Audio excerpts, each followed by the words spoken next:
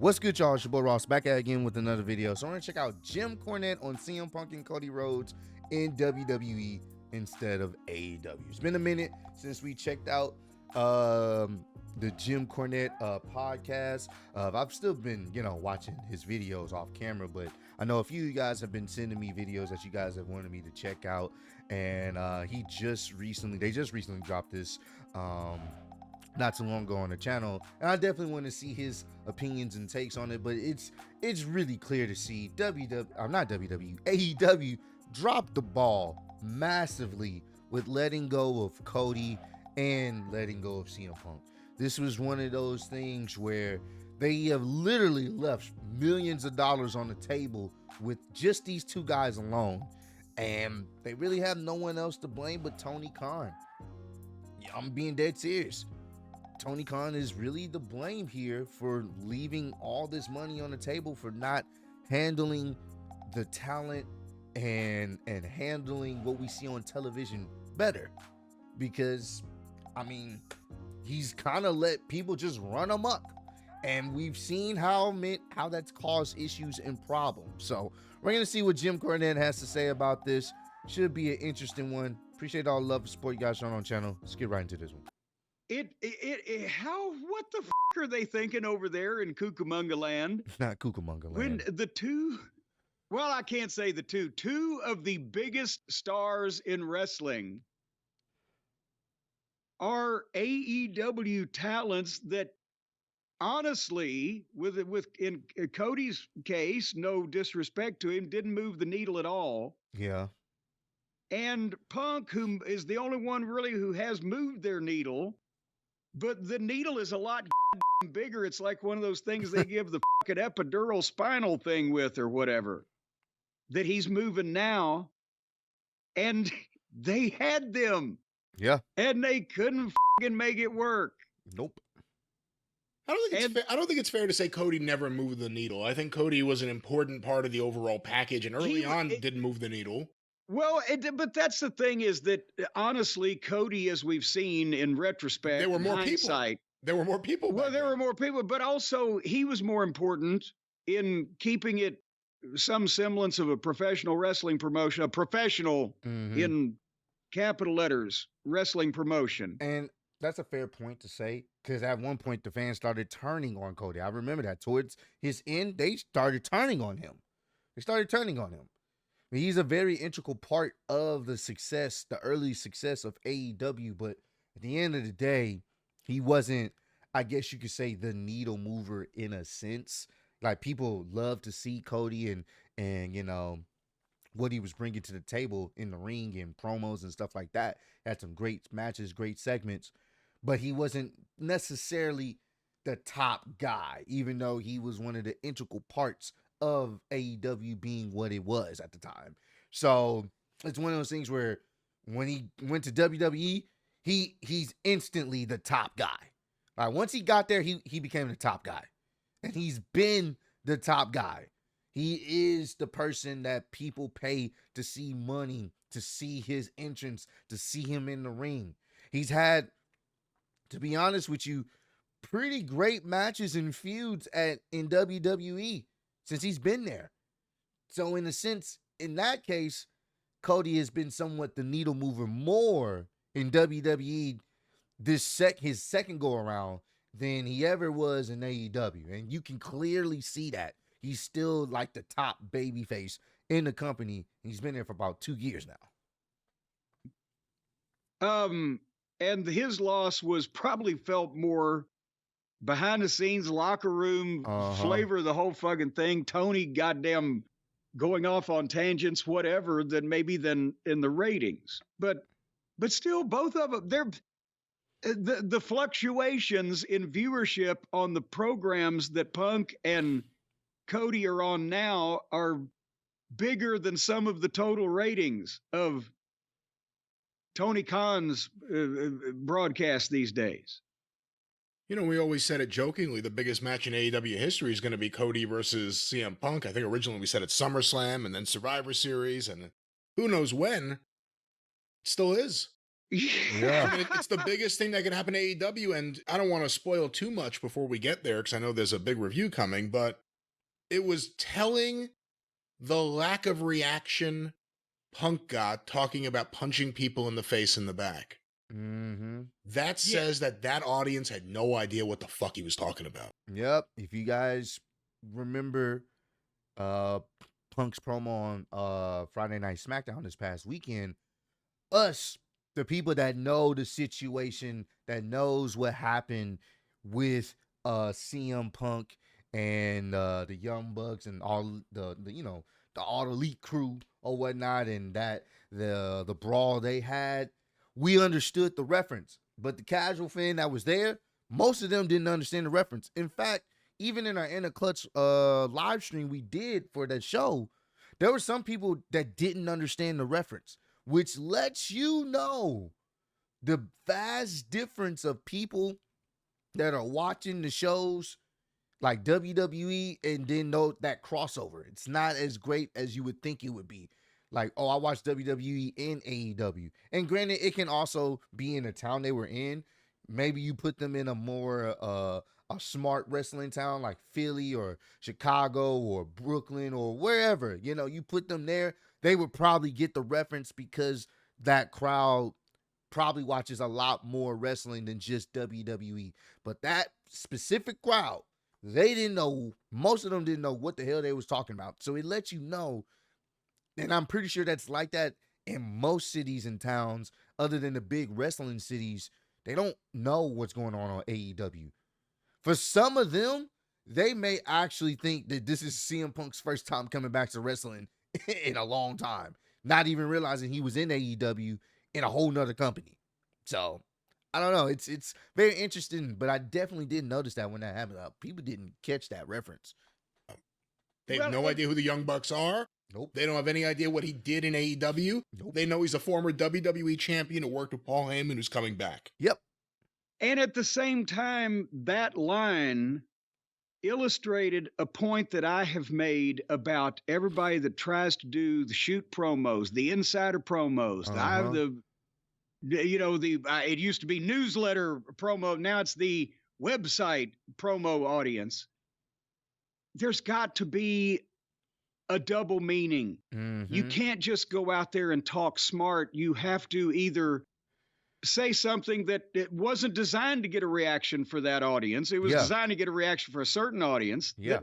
But it made sense in the course of what he was saying to begin with. If you had no idea what he was talking about, he's just being a smart ass. Yeah, well, there are a lot of those guys get punched in the back there on the screen. Blah, blah, blah. Yeah. That's what I'm talking. You can make allusions to backstage things or things that happen in the world of the websites and the newsletter readers and etc., but only if it doesn't confuse the people who don't know that world and it makes sense in the context of what you're saying anyway. The old, it's not a double entendre. I'm not saying one part has to have a lewd meaning, but it has to be something that makes sense for both audiences. Have I articulated that in any way clearly? I think you have. And again, that was the big test. If Punk references something from AEW, we'll get boos, we'll get cheers. You got nothing. Nothing. Everything else got a big reaction in that promo. So and I think, once again, I think it's just because the town they were in may not be super wrestler heavy and watch anything other than WWE. I think you take that to another city, I think you get a little bit more oohs and ahs. But the casual audience, they gonna be like, what the? They not even gonna catch it. It was just like a little quirky line. Like, you can't be punching people in the back, backstage. You can't be doing that in 2023. Just a little quirky line.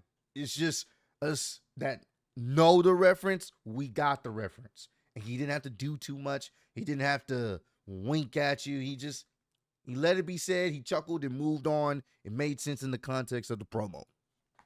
So that's really telling. And bear in mind, he wasn't going for a big pop on that line, like because you could tell the way that he kind of tossed it off. Yeah, I'm not saying he was. Well, but that was the opportunity to gauge what the audience reaction was more than something Punk was trying to set up for an audience reaction. Yes. And I'm not saying you were, but some people are going to say that, or he didn't get any reaction with that. That means that they don't agree with him. No, it means No, that it they wasn't didn't know. designed to get a reaction, because that audience, and especially that live audience there, the WWE faithful, they didn't really know. Yeah. There was I'm sure the contingent in there that went, Oh, yeah. But at the same time, that's why he threw it off. But it meant something in the continuity of the promo. It didn't just come out of nowhere, but it was designed in a more professional way to get back at the kids from Cucamonga and their romper Cucamonga room kids. class that were always assing off and doing the victory Oh, my laps or God. making the snide comments or hangnail that quote unquote empty-headed dipshit that tried to do a shoot promo that was not only unintelligible to the audience that wasn't smart to that world, but it was unintelligible to everybody else too, because he couldn't figure out how to do it. That's why you leave this shit to the professionals. And again, we'll talk more about it during the SmackDown review, but the limited interactions Punk has had with other people who would maybe be on his side or maybe not in the back, whether it's Cody or Owens or Randy Orton, whoever it may be, that's kind of the way AEW should have had it. Not guys, okay, if you really don't like him, go out there and let him know it. Like, that's not necessarily a good idea. They're doing it right with Punk right now. We still haven't seen any physical action. We're still just excited to hear the words come out of his mouth. Well, but here's the thing, and again, we'll talk about it. Well, I guess we're talking about it now, but we'll talk about it more. But every one of the baby faces that he interacts with, there's a certain level of tension, animosity, outright pissiness, from Seth Rollins, who's, fuck you, to all the way down to Cody, who's, hello, darkness, my old friend, welcome back, And it's funny that the guy that he's been most universally welcome, or not universally, but most warmly welcomed by and shook hands with, is Cody, who is now the other guy that has to win the Royal Rumble to finish his story. And there's levels in between, from Owens going, yeah, we're good, see you later. Fat fuck, go ahead, whatever. This is what they did with the Bloodline. Like a year ago, there are so many options to get somewhere. Any of them being plugged in are interesting, and you can't wait to see what it is. Punk has already established an interesting dynamic with Cody, Owens, certainly Rollins, Randy Orton, Roman Reigns, Heyman. I mean, the only one he got along with so far is Nick Aldis, I think.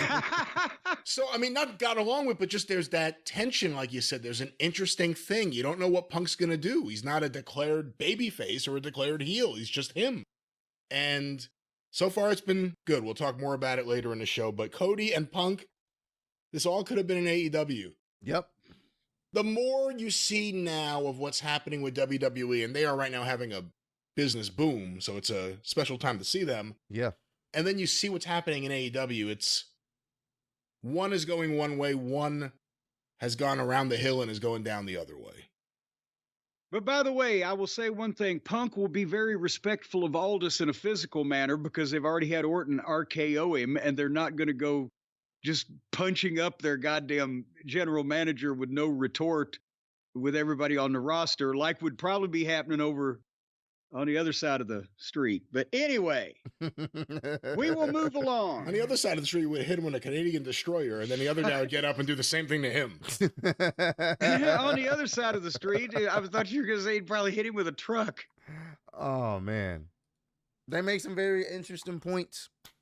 It's crazy to think AEW, Tony Khan, they dropped the ball. Even if you're an AEW super fan, you only watch that show, you can't deny they dropped the ball. They did. There's no denying that. They definitely dropped the ball.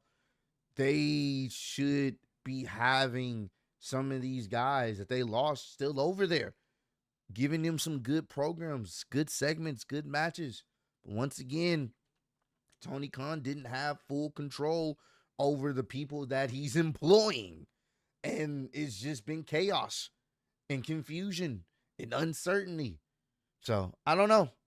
Hopefully AEW can turn it around, because I'm still one of those people that feels like good competition is better for everybody. But right now, they got some work. I'm not gonna be one of those guys that say, "Oh, AEW's dead." No, I don't think AEW's dead. I think they still have the people that will support them. But the question is, how long will that last? They don't get things together and sort some things out and make some type of change. Because right now, as it stands, CM Punk has made a lot of noise and a lot of hype just for the Royal Rumble, and we're not even close to it yet. WrestleMania season, last year people were hyped for WrestleMania. Don't get it twisted. Last year people were definitely, I want to say this year actually, people were hyped for WrestleMania. But the hype now, it's in December. Well, it really started once CM Punk came back. I mean, I think people were hyped for the Royal Rumble before Punk came back, but once he came back to WWE, the hype just has increased every single week because there's so many possibilities, so many options these guys have to tell a great story at WrestleMania next year. I can't wait. So comment down below. Let me know, do you guys agree with Jim Cornette's opinions here, or you guys agree with what he was saying when in relations to CM Punk, AEW, Tony Khan, and Cody Rhodes, and what's transpired? Do you agree with what he said, or do you disagree? Tell me why or why not down below. But I appreciate all the love and support, guys. Sean on channel, road to 150K, and I'm still your undisputed YouTube wrestling champion of the world. Appreciate y'all kicking it with me. See y'all on the next one. Peace.